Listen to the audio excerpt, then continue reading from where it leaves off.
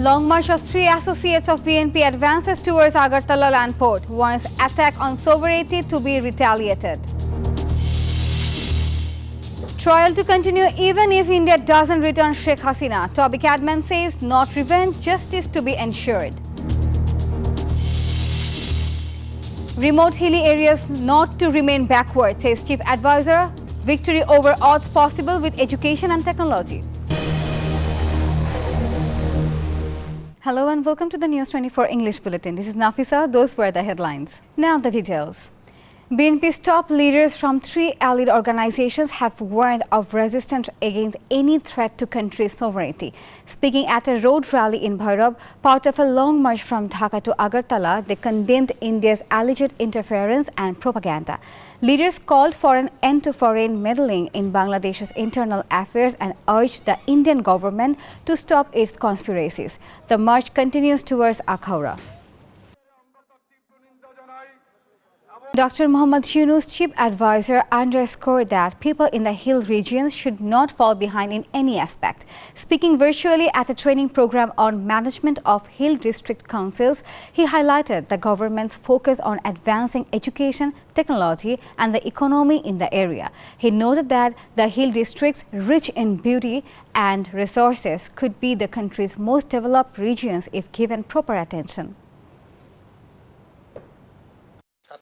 Hasnat Abdullah, leader of the anti-discrimination student movement, stated that no one can attain power while ignoring the youth. Speaking at a memorial event for the July uprising at Dhaka College, underscored fair relations with India based on justice. The discussion paid tribute to the martyrs and injured, recalling the bloody struggle against fascism. Toby Cadman, special advisor to the tribunal's chief prosecutor, stated that Sheikh Hasina's trial can proceed even if India doesn't extradite her.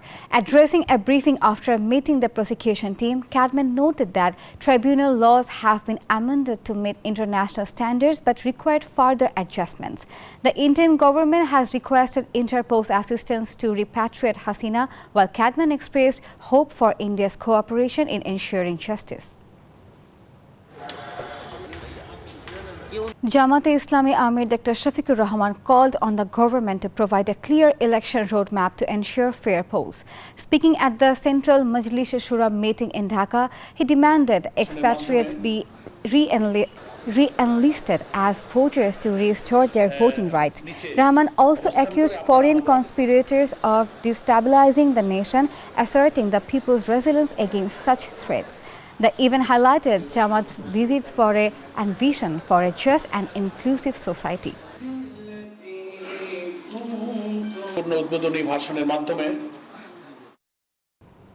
Finance advisor Saleuddin Ahmed stated that government measures to stabilize markets are showing impact, though not all prices can drop simultaneously. Speaking at a procurement advisory meeting, he claimed market conditions are steady. Ahmed also announced that textbooks will be distributed in January. All grades may receive books simultaneously.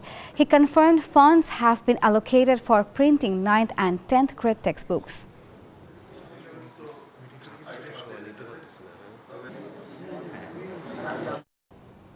Liberation War Affair advisor Faruqi Azam stated that indemnity might be issued for non-freedom fighters with general amnesty for those confessing or severe punishment otherwise. Speaking at a press conference ahead of martyred intellectuals and Victory Day, he revealed ongoing legal action against individuals who fraudulently obtain freedom fighter certificates. He assured exemplary penalties will follow court verdicts to uphold justice and preserve the honor of true freedom fighters.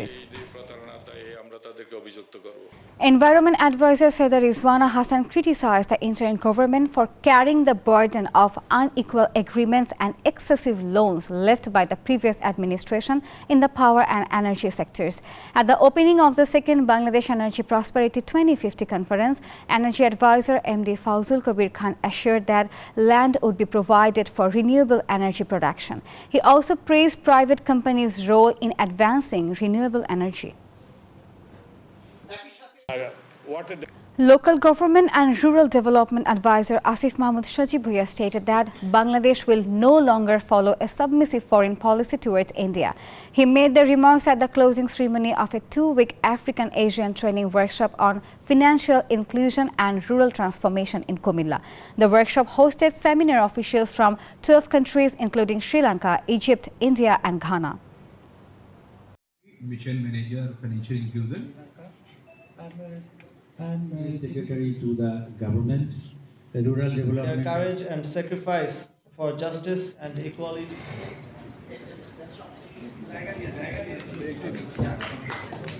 A deadly gas cylinder explosion at a filling station in Lakshmipur's Muktiganj area has claimed 2 lives and injured 3 others. The explosion occurred early morning at Greenleaf CNG filling station. Witnesses and the fire service reported that the blast caused severe damage, killing 1 instantly. The other victim died in the hospital, while the injured were transferred for advanced treatment. This follows a similar deadly explosion at the same station in October.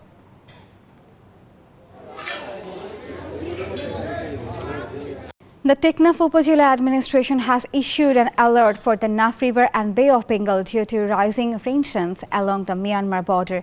Local fishermen have been advised to be cautious. The Upazila executive officer stated that highlighted tensions in Myanmar's Rakhine region have led to increased patrols by the border guard Bangladesh BGB and the Coast Guard to prevent illegal border crossings. Before ending the bulletin, let's recap the headlines. Long march of 3 associates of BNP advances towards Agartala land port, warns attack on sovereignty to be retaliated.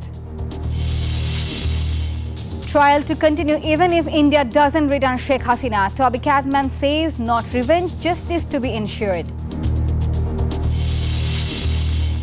And remote hilly areas not to remain backward, says Chief Advisor. Victory over odds possible with education and technology.